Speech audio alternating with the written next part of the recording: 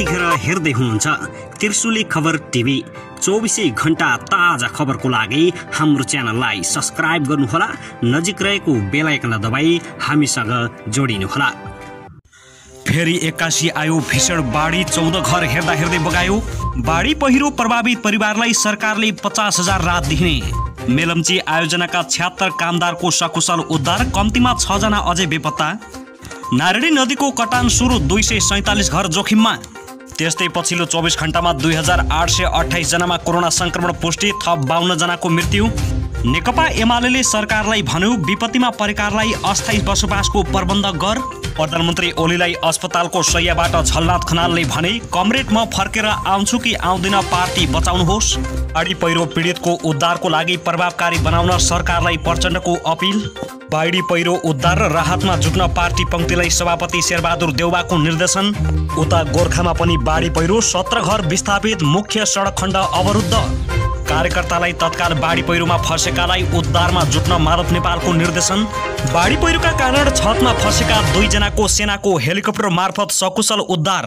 र बाढी पहिरोका कारण म्याग्दीमा 29 वटा घर विस्थापित, सडक पुरै अवरुद्ध। अब हेर्नुहोस् पुरा समाचार।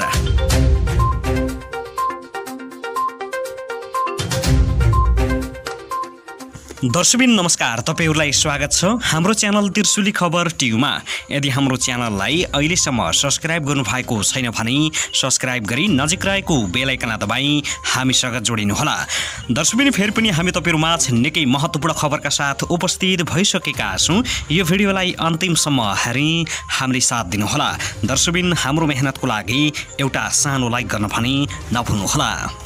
दर्शकबिन अब लागौं पहिलो खबरतर्फ। स्वास्थ्यमा थप समस्या आएपछि नेकपा एमालेका नेता झलनाथ खनाल दिल्ली स्थित एपोलो अस्पताल प्रस्थान गरेका छन्। दिल्ली जानु अघि उनले पार्टी अध्यक्ष केपी शर्मा ओलीसँग फोन वार्ता गरेका छन्। प्रधानमन्त्री ओलीले उनलाई स्वास्थ्य लाभको कामना समेत दिएका छन्। फोनमा ओलीसँग कुरा गर्दै झलनाथ खनालले आफू फर्केर आउने वा नआउने कुनै पनि कुरा थाहा नभएको भन्दै पार्टी एकता गर्नका लागि प्रधानमन्त्री ओलीले अब भूमिका खेल्न आग्रह समेत गरेको बताइएको छ। त्यस्तै प्रधानमन्त्री ओलीले पनि नेता खनालको उपचारमा सरकारले सक्दो सहयोग गर्ने बताएका छन्। उनी भारत प्रस्थान गर्नुअघि पार्टीका महासचिव ईश्वर पोखरेलले हस्पिटलमै गएर स्वास्थ्य लाभको कामना गरेका थिए।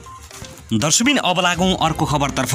नेपाली कांग्रेसका सभापति शेरबहादुर देउवाले सिन्धुपाल्चोकको मेलम्ची सहित देशका विभिन्न स्थानमा बाढी पहिरोका कारण उत्पन्न समस्या युद्ध स्तरमा हल गर्न सरकारको ध्यान आकर्षण गराएका छन्। देउवाले एक विज्ञप्ति जारी गर्दै युद्ध स्तरमा उद्धार, हराएकाहरूको खोजी, मानिसहरूलाई सुरक्षित स्थलतर्फ स्थानान्तरण, घाइतेको उपचार र राहतको काममा सक्रियताका साथ लाग्न सरकारलाई आग्रह गरेका हुन्। सभापति देउवाले पार्टी पंक्तिलाई पनि उद्धार, राहत लगायतका काममा लाग्न निर्देशन समेत दिएका छन्। बाढी पहिरोको जोखिम अबका केही दिनमा थप बढ्न सक्ने पूर्व घोषणा दृष्टिगत गरेर देशभर सबैलाई सजग भएर यसको सामना गर्न आग्रह गर्दै तीनवटै तहका सरकारहरूलाई जरुरी समन्वय र व्यवस्थित योजना साथ आवश्यक सम्पूर्ण तयारी गर्न नेपाली कांग्रेस पार्टीका तर्फबाट अपिल गर्दछु, देउवाले भनेका छन्। दर्शकबिन त्यसैगरी अब लागौं अर्को खबरतर्फ। सिन्धुपाल्चोकको मेलम्ची र इन्द्रावती नदीमा आएको बाढीमा फँसेका मेलम्ची खानेपानी आयोजनाका 47 जना कामदारलाई नेपाली सेनाले सकुशल उद्धार गरेको छ। सेनाको हेलिकप्टर मार्फत उनीहरूलाई उद्धार गरेको सिन्धुपाल्चोकका प्रमुख जिल्ला अधिकारी अरुण पोखरेलले जानकारी दिएका छन्। उनका अनुसार बाढीमा फँसेका 47 जना कामदारहरूलाई उद्धार गरी अहिले धुलीखेल अस्पतालमा राखिएको छ। उनले भने अझै 6 जना कामदारहरू सम्पर्क विहीन भएको खबर आएको छ, तर आधिकारिक पुष्टि हुन भने सकेको छैन। बाढीले यहाँका 7 जना स्थानीय बेपत्ता भएका छन्। 2 जनाको शव भेटिएको छ, अरू थप शव भेटिएको छैन। खोजी कार्य जारी नै छ। बाढीका कारण लेबर क्याम्प बगाएको थियो, त्यहाँ हेडोक्स निर्माण गरिरहेका कामदार बसिरहेका थिए। खानेपानी आयोजनाका सूचना अधिकारी राजेन्द्र पन्तका अनुसार खानेपानीको नदी डाइभर्सन गर्ने संरचनामा बाढीले क्षति पुर्याएको छ। दर्शकबिन अब लागौं अर्को खबरतर्फ। त्यसैगरी उता भने लगातार 3 दिनदेखि परेको वर्षाका कारण आएको बाढी पहिरोले गोर्खामा 17 घर परिवार विस्थापित भइसकेका छन्। जिल्ला प्रहरी कार्यालय गोर्खामा हालसम्म प्राप्त जानकारी अनुसार गोर्खाका विभिन्न स्थानीय तहका घर परिवार विस्थापित भएका हुन्। प्रहरीका अनुसार हालसम्म धारचे गाउँपालिकाका 10 घर, चुमनुब्री गाउँपालिकाका 4 घर, बारपाख सुलीकोट गाउँपालिकाका 2 घर र भीमसेन थापा गाउँपालिकाका 1 घर परिवार विस्थापित भइसकेको बताइएको छ। चुमनुमरी गाउँपालिका 3 सल्लेरीका विस्थापित 4 घर परिवारका सदस्यहरूलाई सुरक्षित ठाउँमा स्थानान्तरण गरिसकेको गोर्खा प्रहरी प्रवक्ता डीएसपी प्रकाश दाहालले जानकारी दिएका हुन्। त्यहाँका 4 घरका 18 जनालाई स्थानीय आमा समूहको भवनमा राखिएको छ। दर्शकबिन त्यसैगरी बाढी पहिरो प्रभावित परिवारले अस्थायी आवासका लागि 50,000 रुपियाँ मात्र राहत पाउने भएका छन्।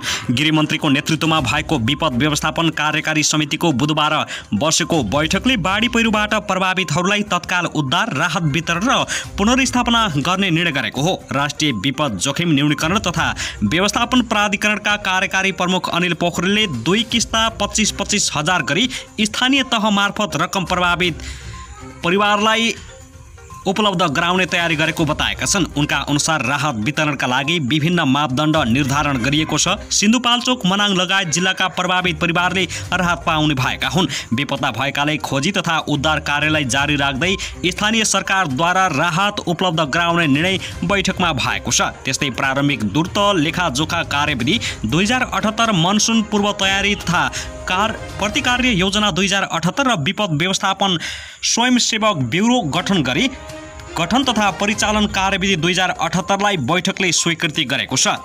दर्शकबिन त्यसैगरी उता भने हिमाली जिल्ला मलाङमा बाढीले गाउँपालिका भवन, प्रहरी चौकी, बैंक र होटल बगाएको छ। सोमबारदेखि निरन्तर परेको वर्षाका कारण धारापानी रहेको नासो गाउँपालिकाको भवन, इलाका प्रहरी कार्यालय धारापानी, पर्व बैंक, प्राइम कमर्सियल बैंकको भवन र होटल बगाएको छ। प्राइम कमर्सियल बैंकका 1 कर्मचारी सम्पर्कविहीन भएका छन्। मनाङका प्रमुख जिल्ला अधिकारी विष्णु लामिछानेका अनुसार निरन्तर पानी परिरहेको र मर्स्याङ्दी नदी बढ्दै जाँदा बाढी पसेको उनले बताएका छन्। बाढीले बुधबार गाउँपालिकाको भवन, प्रहरी चौकी, बैंकसँगै 5 वटा होटल बगाएको बताएका छन्।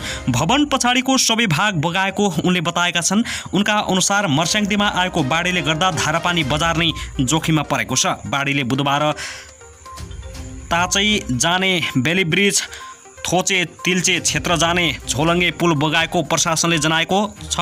उक्त क्षेत्र मनाङको तल्लो भेग पर्छ। पर्जियल लामिछानेले बिजुली, टेलिफोनका पोलहरू, तारहरू, खानेपानीको पाइपहरूमा ठूलो क्षति भएको बताएका छन्। सोमबारदेखि बिजुली अवरुद्ध भएको छ। सबैको मोबाइल अफ भएको छ। धारापानी पारिरहेको थोचे स्वास्थ्य चौकी पनि जोखिममा रहेको उनले बताएका छन्। सम्पर्कविहीन कर्मचारी कुनै सुरक्षित ठाउँमा बसेको हुन सक्ने प्रहरीले जनाएको छ। धारापानी क्षेत्रमा जोखिम बढेपछि स्थानीयहरू ओडा र गाउँमा सुरक्षितका साथ बसेका छन्। नदी आसपासका सबै बस्तीहरू जोखिममा रहेको प्रहरीले जनाएको छ। दर्शकबिन त्यसैगरी यता भने कास्कीको मादी गाउँपालिका 4 मा निर्माण हुँदै गरेको सुपर मादी हाइड्रो पावरमा वर्षाका कारण आएको बाढी र पहिरोले क्षति पुर्याएको छ। करिब 2060 सालपछि लेदोसहितको ठूलो बाढी आउँदा सुपर मादी हाइड्रो निर्माण गर्न प्रयोग गर्ने निर्माण सामग्रीदेखि निर्माणमा प्रयोग हुने हेभी सवारी साधन समेत बाढीले बगाएको सुपर मादी हाइड्रोका कार्यकारी अध्यक्ष पुष्प ज्योति ढुङ्गानाले जानकारी दिएका छन्। 2 दिनदेखि वर्षा भए पनि गैराती ठूलो पानी परेको हुँदा अन्नपूर्ण 2 र लमजुङ हिमालदेखि आएको बाढी पहिरोले हाइड्रो पावरमा रहेका 2 वटा स्काभेटर, एउटा टिपर, एउटा क्रेसर मेसिन, ट्रान्सफर्मर, ढुङ्गा, गिटी र बालुवा तथा रड लगायतका निर्माण सामग्री सम्पूर्ण बगाएको छ। उनले भने करिब 18 वर्षपछि मादीको ठूलो बाढी आएको हो। यसपालि हामीले पहिलेदेखि पूर्व सावधानी अपनाएका कारण हालसम्म मानवीय क्षति भने भएको छैन। पहिला हामी मानवीय क्षति नहुने तर्फ केन्द्रित भएका छौँ। माथिबाट लेदोसहित पानीको ठूलो बहाव निरन्तर आएकाले विभिन्न ठाउँमा ठूलो क्षति पुगेको हो। प्रारम्भिक अध्ययन अनुसार हालसम्म बाढीका कारण करिब 20 करोड मूल्य बराबरको क्षति पुगेको उनले बताएका छन्। उक्त हाइड्रो पावरको फाउन्डेसनको करिब 80% निर्माण कार्य सकिएको उनले बताएका छन्। यस वर्षको बाढीले केही असर पुर्याएकाले निर्माण कार्यमा केही ढिलाइ हुने आशंका व्यक्त गरेका छन्। हालसम्म हाइड्रो पावरको भवन सहितको क्षेत्रमा भने बाढीको खतरा कम भएको उनको भनाइ छ। गत वर्षको बाढी भन्दा यस वर्ष करिब दोब्बरले बढी ठूलो बाढी आएको स्थानीयवासीहरूले बताउँछन्।